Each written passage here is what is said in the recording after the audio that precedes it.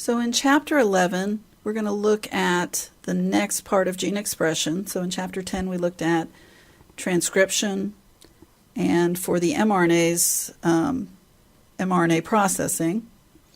And for those mRNAs, they will then go on to the next step, which is translation. Remember that all RNAs are not mRNAs. In fact, rRNA is the most common type of RNA in a cell, and it's a type of RNA that's never translated. It makes up part of the ribosome structure itself. But for the mRNAs, they carry the instructions for making a protein, and so the mRNAs are going to leave the nucleus, if it's a eukaryotic cell, and go out to the ribosome and have their role in making proteins. Also in this chapter, we'll look a lot at protein structure, because the structure dictates the function. If structure is not right, then function will not be right. And so in Chapter 14, we will look at how mutation in the DNA ultimately ends up causing a problem with the protein structure. And you see a phenotype as a result. We'll also look at something in this chapter called signal hypothesis, which explains how proteins reach their correct destination in the cell. We call that localization of proteins.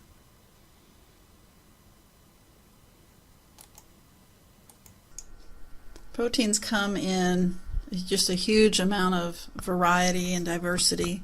Among living organisms, you have an enzyme called luciferase, which is responsible for the glowing of the fireflies. Fibroin is a protein that's necessary to make spider webs. Ricin is a toxic protein found in castor beans. So just an enormous variety of proteins can be made from 20 common amino acids on Earth. The basic structure of an amino acid is shown here. You have what's called the alpha carbon in the center of the structure. Attached, you have an amino group. This is shown in the ionized form. You also have the carboxyl group, also shown in the ionized form. And then there's always a hydrogen attached and a side chain, what's sometimes called the radical group or the R group, which is the variable group in the different amino acids.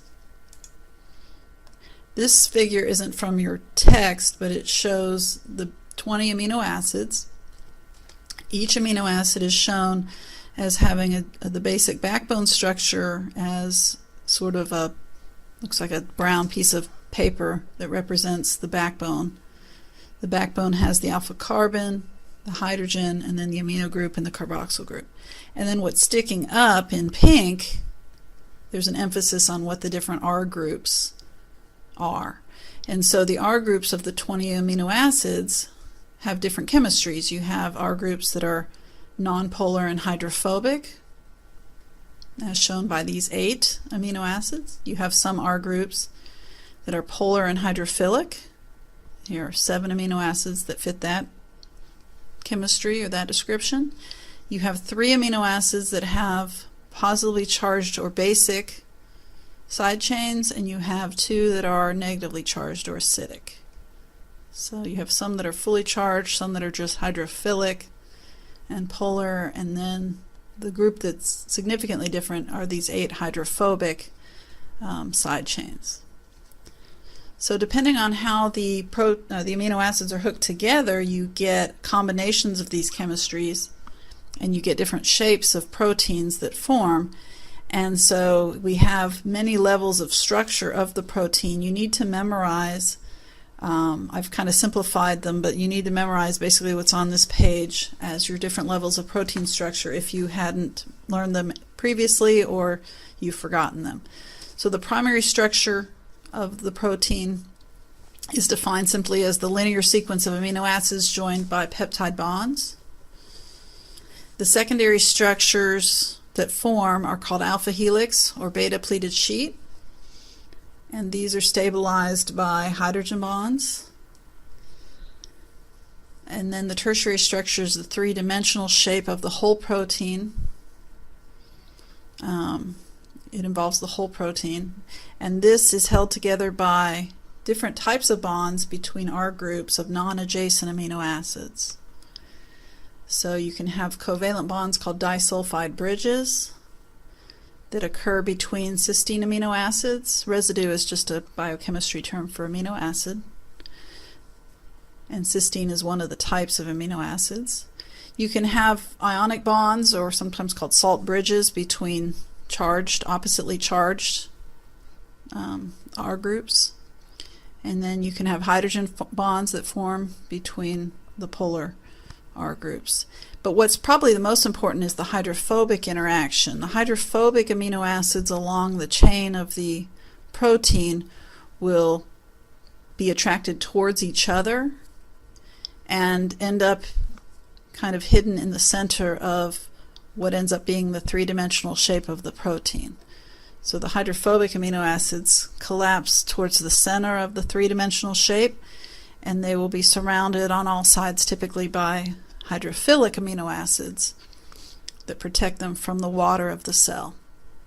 The quaternary structure, the fourth level, not all proteins have this, but many do. It involves more than one protein or polypeptide chain that attaches or associates with another protein in a complex. All right, so going back to the primary level of protein structure, you have the formation of the peptide bond, which exists after a dehydration synthesis removes water from the interaction of the carboxyl group of one amino acid and the amino group of another amino acid.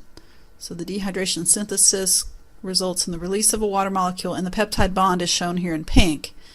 It's directly between this carbon and this nitrogen. So that, as you continue to add amino acids to this, you form a long chain called a polypeptide, and that's the primary structure of the protein. Within the primary structure, localized regions, that means smaller subregions, will fold or spiral into either the alpha helix or the beta sheet. So the secondary structures are only found in certain sections of the overall protein.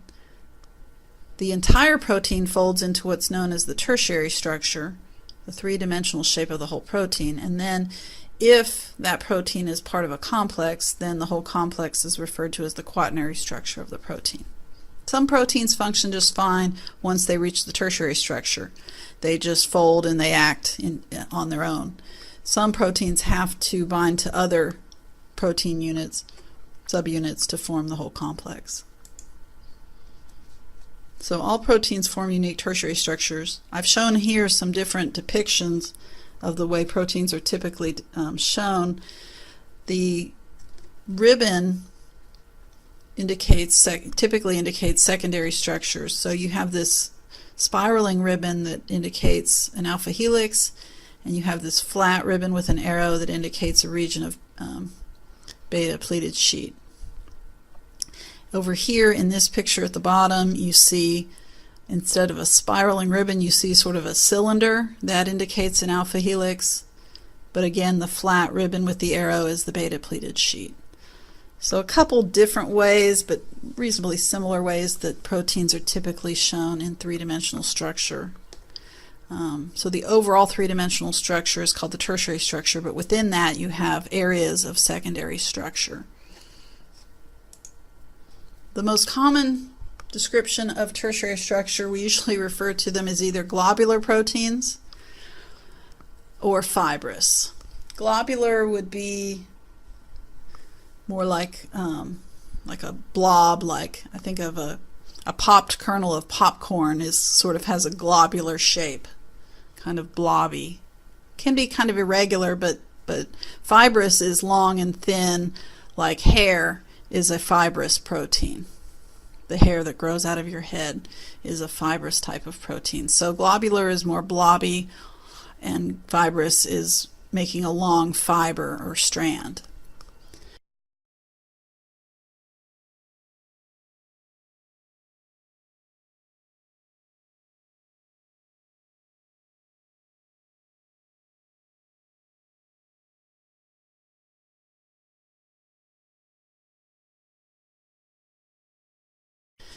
You have some specific structures, tertiary structures, that are common among transmembrane proteins. One's called the beta barrel, which is shown here on the right. And there are proteins called G proteins that have 7 transmembrane domains, which are really 7 alpha helices that span the that span the membrane. And G proteins are proteins that the discoverers of G proteins won the Nobel Prize in 2012. So not all proteins will form the next level, which is the quaternary structure, but many of them will. If you have a quaternary structure, then you have multiple subunits or multiple polypeptides that attach to each other, sometimes by covalent or ionic or hydrogen bonds. You will typically see the following words to describe quaternary structures. For example, homodimer. Dimer means 2 units or 2 polypeptides joined together. Homo means both of them are the same type of protein. So 2 proteins of the same type attached to each other, that's a homodimer. You could see like heterotetramer. Tetramer means 4 subunits, each one folded in its 3-dimensional shape. Hetero means different. It doesn't tell you how many different ones, but you know that there's more than one type of unit. So in this picture, you see hemoglobin is a common example of the quaternary structure. It has a heterotetramer structure. There are 4 subunits. 2 of them are called the beta globin, and 2 of them are the alpha globins. You could have a homotrimer. That would be 3 polypeptides of the same type all hooked together, heterodimer, etc. So it can be any number of subunits that join together to make the quaternary structure. And sometimes there are 2 of the same types of proteins, and sometimes there's different ones that join together.